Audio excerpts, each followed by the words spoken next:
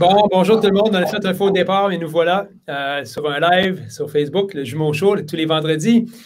Stéphanie, merci d'avoir accepté à pied levé de venir sur notre broadcast. Je vais juste te mettre ton petit micro. Tu vas pouvoir faire un petit tata à tout le monde. Bonjour. Alors, salut Stéphanie. Alexandre Nazra aussi, un courtier, nouveau courtier de l'équipe qui est là avec nous autres pour le début du show, pour se présenter, puis il va nous faire des révélations sur le monde immobilier parce qu'il est tout nouveau là-dedans. Alex, merci d'être là. Merci à vous. David et moi, on va commencer le show comme d'habitude avec des petites nouvelles immobilières. Première affaire, là, je vous le dis tout le monde, on s'excuse. Hier, on a fait un jeu concours. En fait, Kevin, sur la page d'équipe Tardif, qui est le gars qui prend le contrôle à tous les jeudis de l'équipe Tardif. Je ne sais même pas qu'est-ce qu'il va poster quand il poste ce jeudi. Je suis tout le temps le premier étonné parce que je ris tout le temps tout seul quand je regarde ce qu'il a posté. Là, il y a eu bien du monde qui a été froissé hier parce qu'il a fait un jeu concours. Il fallait différencier les courtiers Royal Lepage versus les courtiers Remax. Puis là, il y a du monde qui tout de suite ont pensé que ceux qui avaient une tête de Montgolfière, c'est des courtiers Remax. Ben écoutez, à date, personne n'a eu la bonne réponse là-dessus. Fait que Kevin, fais attention à ce que tu mets sur notre page Facebook. On veut se faire des amis, pas des ennemis.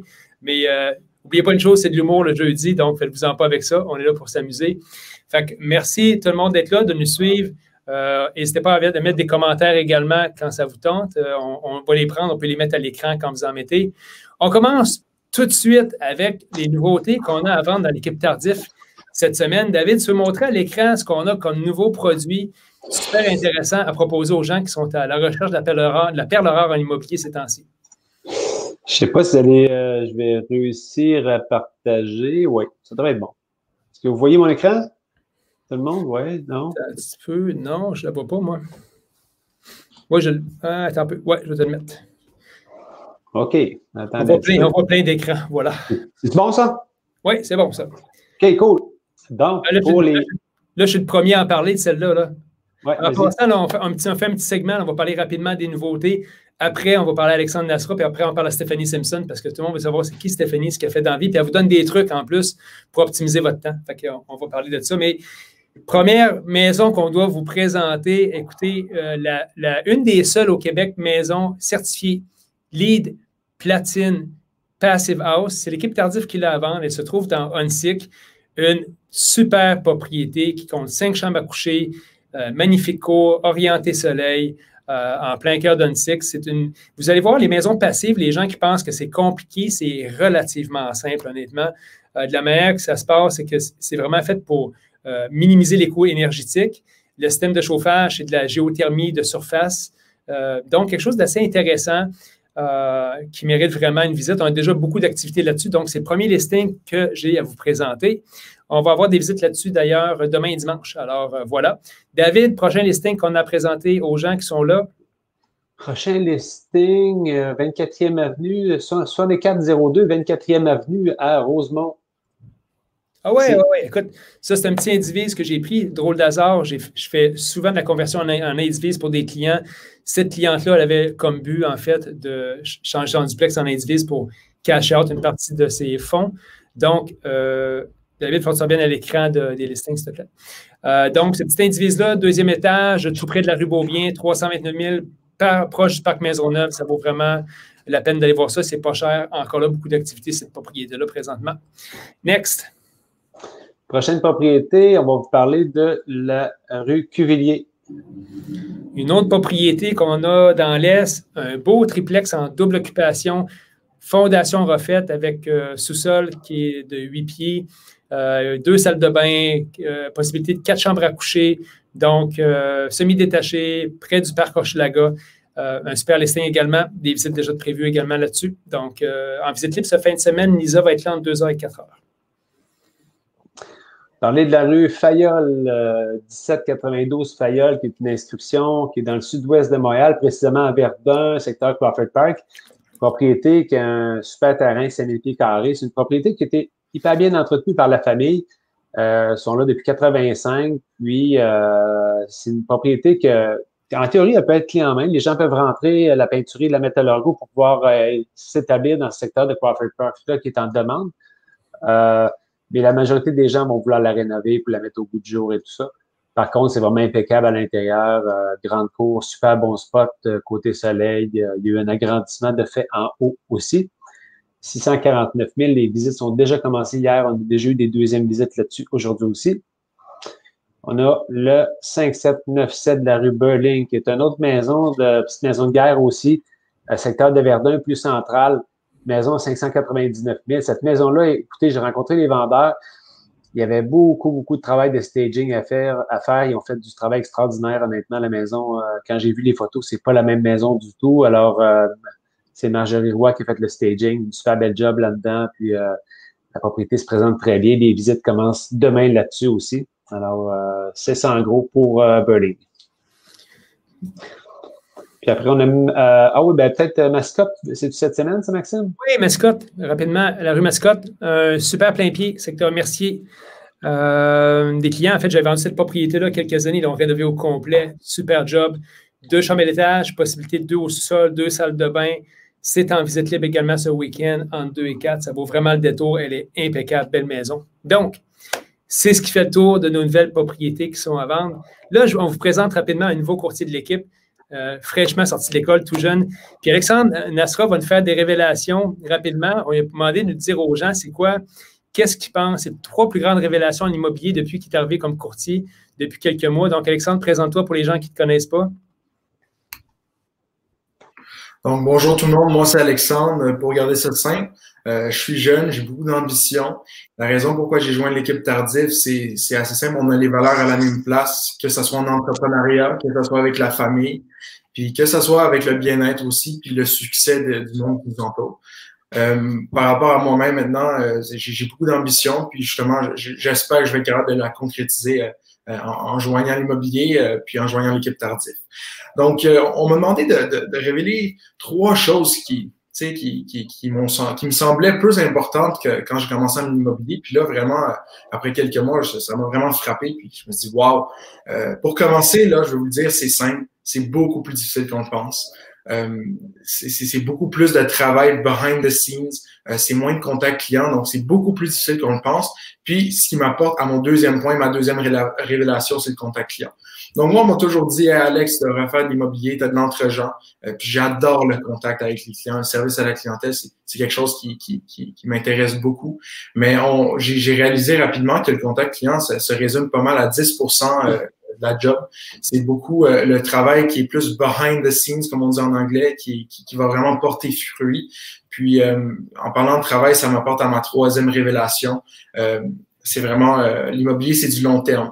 C'est du long terme, c'est aussi une science. C'est une science qui se réalise à travers la constance, puis la patience. Donc, les jeunes de nos jours, tout le monde le dit, on est vraiment impatient.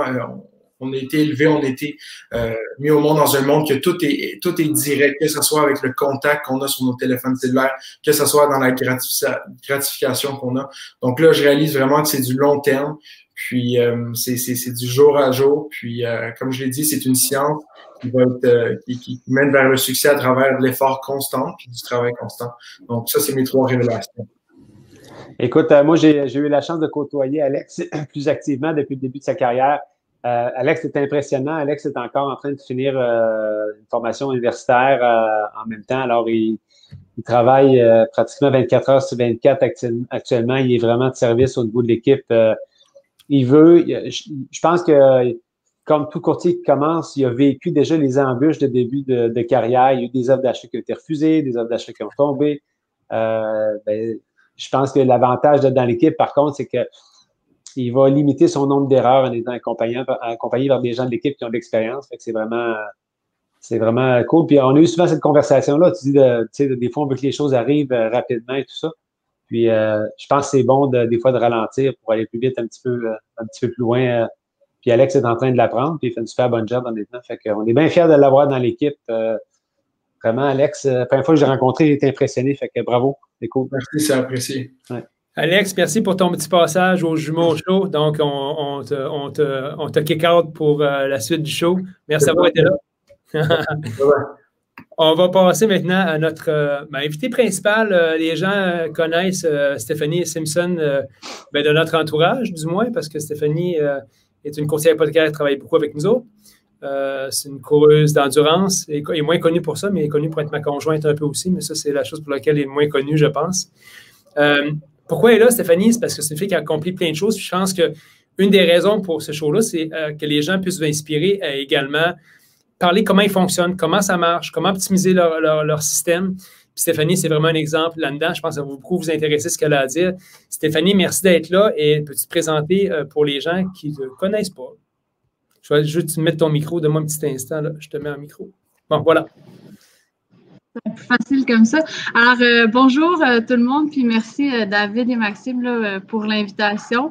En même temps, bienvenue à Alex là, dans votre équipe. Là, je pense qu'il a fait un bon choix, puis j'ai été quand même impressionnée qu'il mentionne que la constance et puis était la clé du succès. C'est bon qu'il le réalise tout de suite. Alors, je souhaite du succès dans votre équipe. Stéphanie, parle-nous un petit peu de toi, ton background, d'où tu viens, qu'est-ce que tu as fait avant de l'hypothèque? Parce que l'hypothèque, c'est vraiment difficile, je le vois dans le quotidien, c'est compliqué. La relation client est beaucoup plus rapide qu'en immobilier parce qu'on a une relation à long terme. L'hypothèque, le monde vont te switcher pour un oui, pour un non. Parce que pour une question de taux, David, fais attention, il y a du monde derrière toi, ils font beaucoup de bruit. Okay. Donc, Stéphanie, parle-nous un petit peu de toi quand on parle de l'hypothèque. Pour faire ça un peu simple, mais c'est pas simple, je suis l'aînée d'une famille de 3. J'ai grandi à Québec. Je suis allée à l'école secondaire à Québec High School pour éventuellement déménager là, quand mes parents sont séparés dans le nord de Montréal, là, dans le coin de Saint-Sauveur, pour ensuite m'en venir vers Montréal.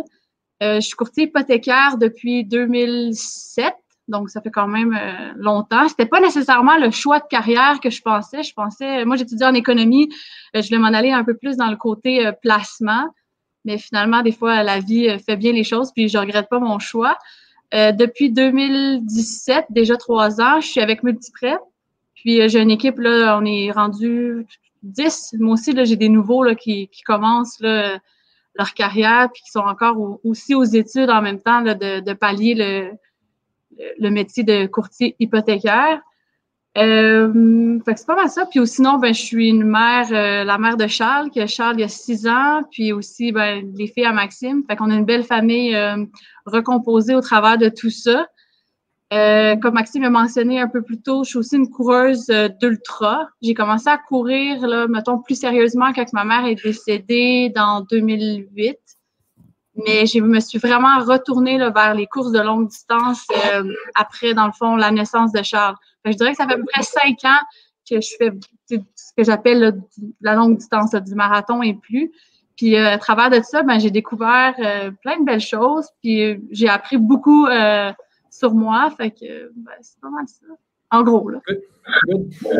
L'hypothèque, Stéphanie, ce que tu fais, c'est pas évident comme travail parce qu'évidemment, comme je disais, les courtiers immobiliers ont une relation à long terme avec les clients. On signe un contrat de courtage, on les accompagne dans le processus. L'hypothèque, faites un peu le même travail, mais la relation est assez courte. On magasine l'hypothèque, qui a le meilleur taux? C'est souvent la question que les gens vont avoir. Puis moi, je pense que le choix d'un courtier hypothécaire ne se résume pas à juste savoir une question de taux. Et comment un bon courtier hypothécaire va vraiment réussir à tirer son épingle du jeu dans un marché qui est si compétitif parce que nous autres, la commission, c'est un enjeu, mais ce n'est pas le plus gros enjeu. Ce que les gens veulent savoir, on est-tu en bonne main? En hypothèque, comment tu vois ça? C'est sûr qu'encore de nos jours, de moins en moins, mais les gens ils sont un peu mal informés de c'est quoi notre rôle comme courtier hypothécaire. Fait que souvent, c'est ça que je mentionne aux gens de mon équipe. Il faut que les gens, dès le départ, ils sachent c'est quoi ta valeur ajoutée. Tu sais, au-delà du taux, je veux dire, les gens, faut qu'ils arrêtent d'essayer de vouloir choisir une hypothèque en fonction d'un taux. On s'entend entre chaque institution financière, il n'y a pas une grosse différence. Là. Des fois, on parle entre 0,05 et 0,10.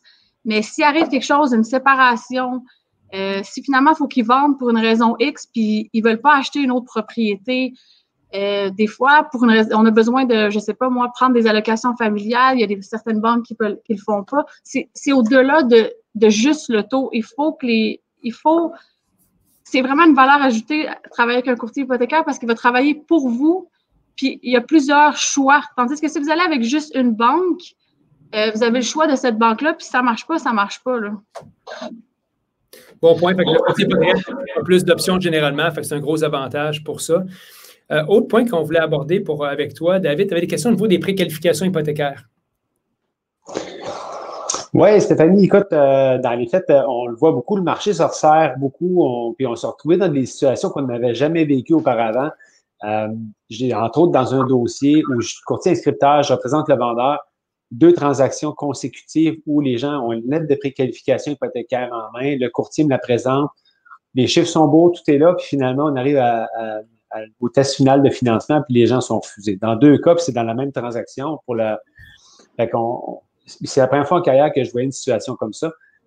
Maintenant, la question, c'est quoi les éléments qu'un vendeur, qu'un courtier inscripteur devrait s'assurer de valider lorsqu'il reçoit une préqualification hypothécaire pour savoir qu'elle est valide, puis ça va se rendre jusqu'au bout de la transaction théoriquement? Bon, premièrement, qu'est-ce qu'il faut savoir avec la préqualification ou préapprobation hypothécaire?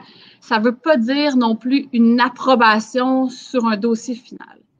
C'est sûr que c'est la première étape à faire quand on veut acheter une propriété. Puis en même temps, veut pas, ça sert aussi, je veux dire, ça facilite les échanges aussi avec le vendeur puis le courtier avec le courtier immobilier. Mais ça ne veut pas dire que c'est une approbation. Qu'est-ce qu'il faut savoir? C'est premièrement, moi, je conseille, tu sais, généralement, moi, je reçois des appels de courtiers immobiliers qui me disent non, tu m'as fait une lettre maison, je la refuse. Honnêtement, ça devrait être le contraire. Les courtiers immobiliers devraient privilégier les lettres des courtiers hypothécaires. Parce que nous, on est tenus de faire des vérifications. Moi, je vais vérifier les bureaux de crédit, je vais vérifier les emplois, je vais vérifier les mises de fonds. Fait que quand je vais émettre ma lettre, mis à part qu'il y a quelque chose qui change ou qu'il y a quelque chose relié à la propriété puis que l'assureur ou le prêteur ne veut pas aller de l'avant, les risques que ça ne fonctionne pas sont très minces. Tandis que si je vais à ma banque, moi personnellement, puis je leur demande une lettre de préqualification, ils vont sur ma bonne foi.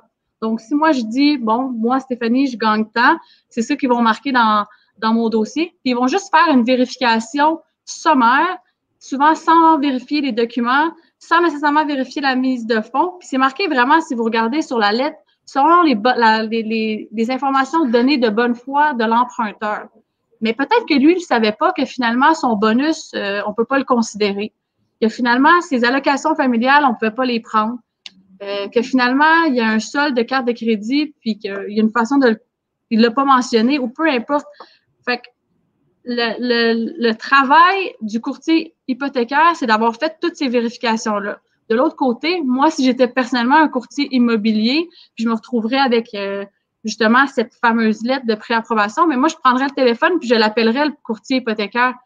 Je lui dis, OK, tu as fait une lettre, on a un client mutuel, un tel, il s'apprête à faire une offre d'achat.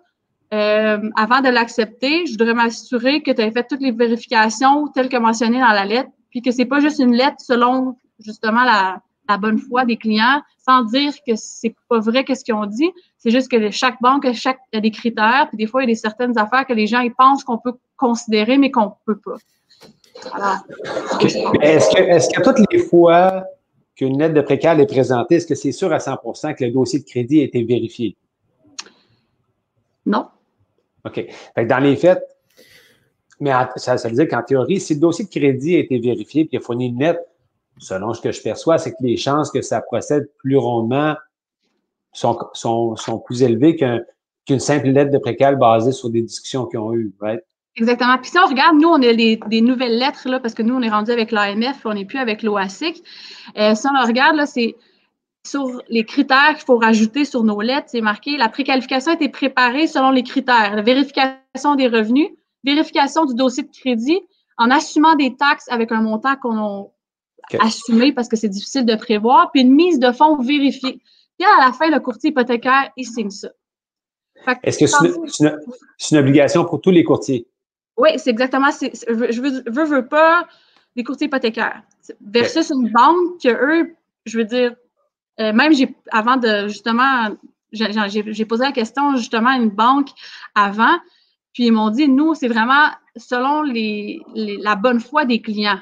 OK. Donc, ça peut arriver des fois, c'est pas parce qu'ils veulent pas, c'est juste que leurs préqualifications sont peut-être moins détaillées, moins complètes. Mais moi, pour que je signe cette lettre-là, j'assure que j'ai tout vérifié. Après ça, c'est sûr que si finalement je fais la préqualification aujourd'hui, il achète dans 2 mois, puis il a décidé qu'il dépensait 10 000 $ pour Noël, ben là, c'est peut-être qu'il va faire. Mais par rapport à la journée, on s'assure que tout est vérifié. Fait que les courtiers immobiliers, vous devriez continuer à travailler avec les courtiers hypothécaires et d'accepter les lettres qu'eux, ils font versus les lettres des banques, que souvent, la vérification des documents n'a pas été faite. Bien, très honnêtement, j'ai eu beaucoup plus de problématiques avec des lettres de banque et des lettres de courtage hypothécaire récemment. Puis ça m'a... Puis j'avais la préconception qu'à l'époque, c'était l'inverse, mais je me suis rendu compte, évidemment, que ça semblait beaucoup plus facile actuellement. Lorsque les lettres de courtier étaient fournies, normalement, ça va très vite. Tu sais, puis quitte à l'appeler, le courtier, regarde, je veux juste m'assurer que tu as fait toutes les vérifications. Puis, tu sais, des fois, un appel, ça prend 2 minutes. Puis, je pense que c'est une belle collaboration entre les courtiers immobiliers et les courtiers hypothécaires. Oui. L'autre pratique que j'ai souvent, moi aussi, de ce temps-ci, je me suis rendu compte que c'est important de rendre les gens qui écrivent les lettres imputables. Puis lorsque je suis en offre d'achat multiple, je recommande aux courtiers de le faire également, j'appelle quasiment tout le temps la personne qui a fait la lettre pour savoir à quel niveau tu es certain qu'on est sûr qu'on s'en va vers une transaction avec ça. Puis quand j'ai des réponses mitigées, genre à 90 75 j'ai souvent des réponses des fois qui sont un petit peu étonnantes. Ça veut dire que ce n'est pas tout le travail qui a été fait derrière la préqualification. Souvent, ils ne se souviennent pas des clients. Fait que c'est important vraiment d'aller au bout de ça. Puis souvent, quand je suis vraiment pas sûr, je demande au courtier. Puis récemment, j'ai eu ça, une transaction où j'avais aucune condition dans l'offre d'achat. J'avais une offre juste du financement, pas de préqualification. J'ai dit au courtier immobilier, regarde, est bien belle ton offre d'achat, mais si tu es si certain que ça, tes clients vont aller au bout de la transaction, je leur demande un dépôt non remboursable de 25 000, chose que j'ai déjà faite, soit disant dans le passé, je l'ai faite souvent. Et le courtier a refusé. Puis quand j'ai appelé la banque, ma deuxième étape, c'était d'appeler la banque, savoir, écoute, ce dossier-là, ben, le gars, il n'avait aucune idée de quel client je parlais. Donc, c'est une bonne chose qu'on ait fait ces vérifications-là dès le départ. Sinon, on aurait perdu 2-3 semaines dans un marché dans lequel c'est important présentement de ne pas perdre nos acheteurs parce qu'évidemment, le marché est en train de changer. On le voit présentement. Je pense qu'on voit, il y a beaucoup plus d'inventaire. Il y a évidemment l'inventaire est en train de surpasser quasiment le nombre d'acheteurs dans beaucoup de créneaux. Donc, quand vous avez une transaction on veut qu'il se concrétise, faites vos devoirs comme il faut pour que ça aille jusqu'au bout. Puis je pense que c'est important. Fait que c'est ça. Stéphanie, on va parler de toi un petit peu, puis tu es là pour parler un peu de ça également. Pour moi, puis pour beaucoup de gens, tu es un exemple d'accomplissement dans beaucoup de choses. Mais ce qui est le plus impressionnant que toi, c'est que les gens... Récemment, tu as fait une course. On va parler de la course, mais on va parler aussi de ton organisation parce que tu es une fille qui, avec tout ce que tu as dans la vie, tu arrives à tout faire puis à bien le faire. Tu es une très bonne courtière hypothécaire très efficace. Tu es une coureuse exceptionnelle. Tu es une mère exceptionnelle. Puis tu es une blonde exceptionnelle aussi. Fait que tu arrives à être très équilibré dans toutes les sphères de ta vie, ce qui est assez impressionnant parce que la plupart des gens ne sont pas capables de faire. Fait qu'on va parler de ça, mais avant, pourquoi tu es là, c'est que récemment, tu as fait une course, une grosse course où tu as été la première qui est sortie gagnante de ça devant les hommes et les femmes, ce qui est assez impressionnant également. Tu peux-tu me parler de cette course-là un petit peu?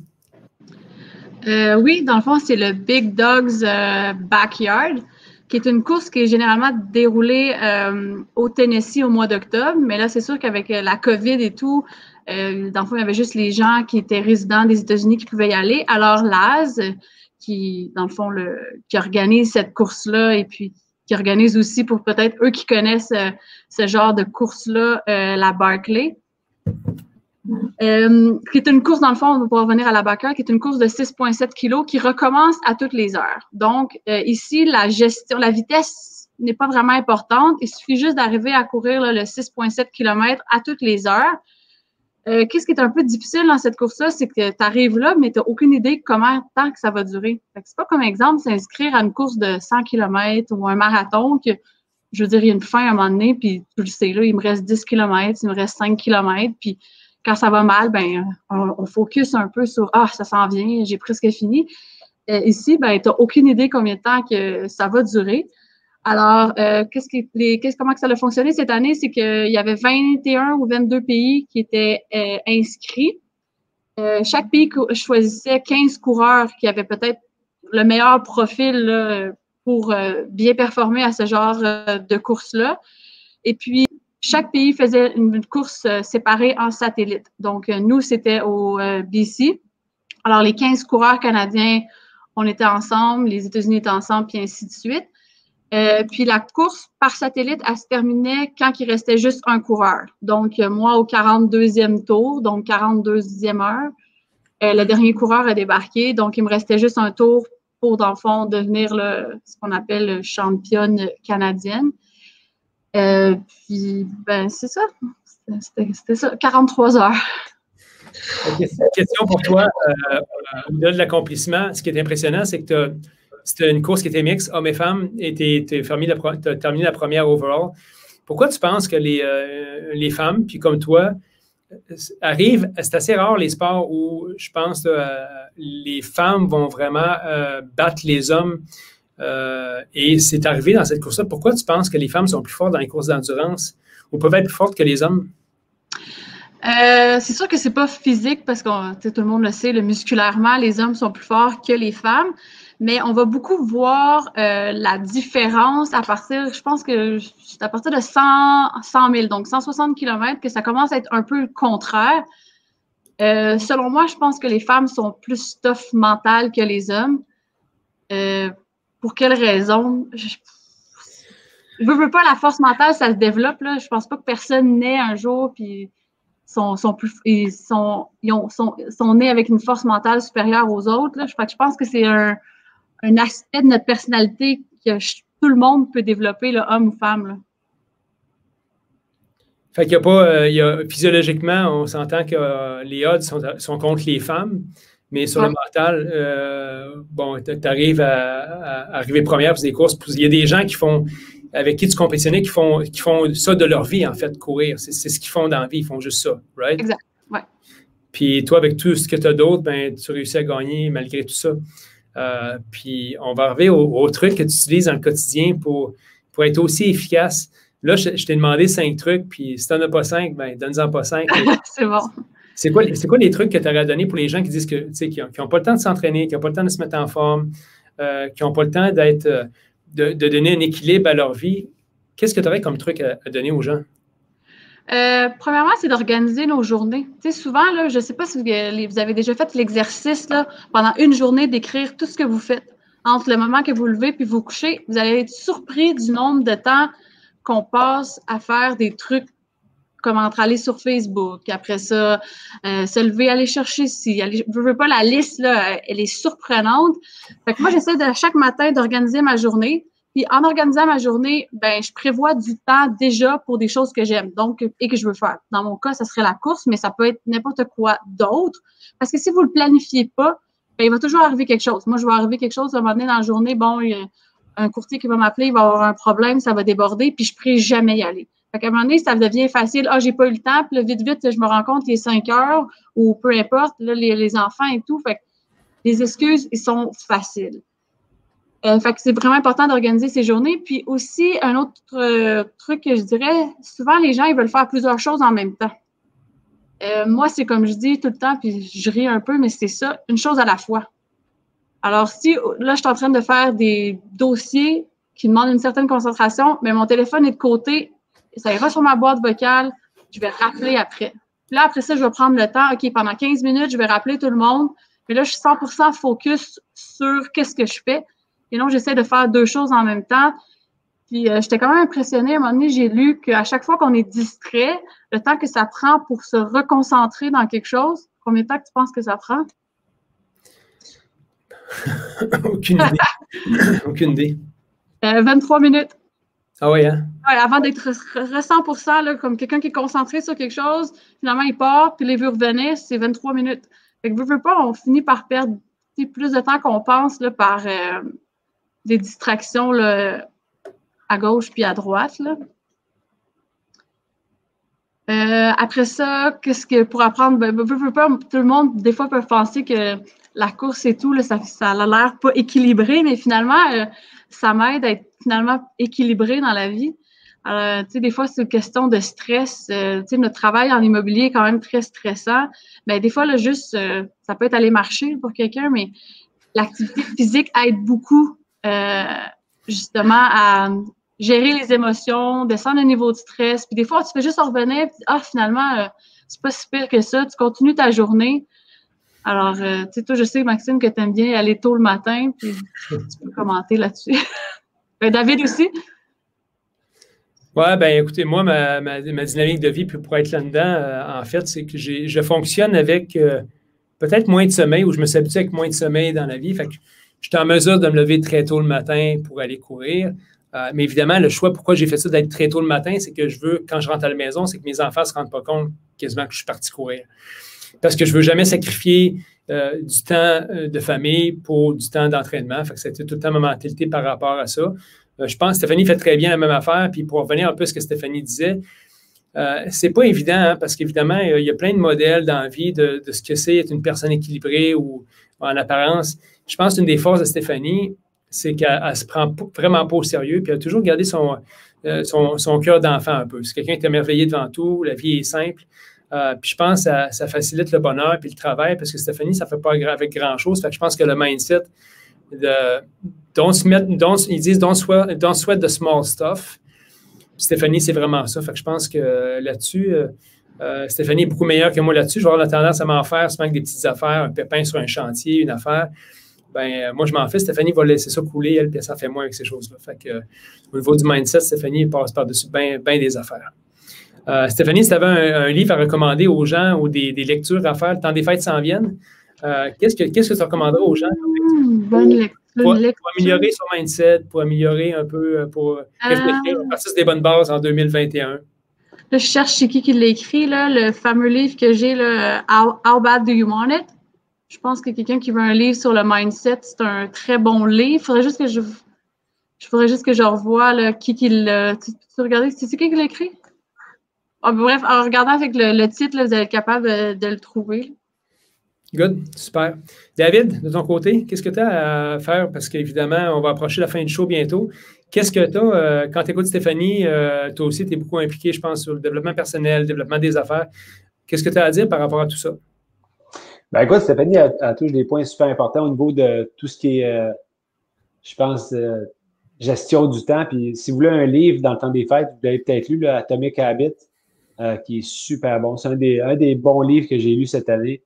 Je vais le relire pendant le temps des fêtes. Et c'est vraiment, ça parle des petites choses au quotidien. Puis ça raconte des super choses par rapport à tous les petits détails dans ta vie au quotidien qui peuvent améliorer de façon importante tes résultats. Puis tout ça. Puis il raconte dans le livre à un moment donné que c'était une équipe cycliste en Europe qui ont appliqué ça, puis ils ont fait des petits changements là, dans leur processus, dans la façon dont ils nettoyaient leur vélo, et puis ils sont devenus champions sur le Tour de France plusieurs fois, juste en faisant des petites différences sur leur entraînement, sur la mécanique de vélo, l'entretien, tout ça.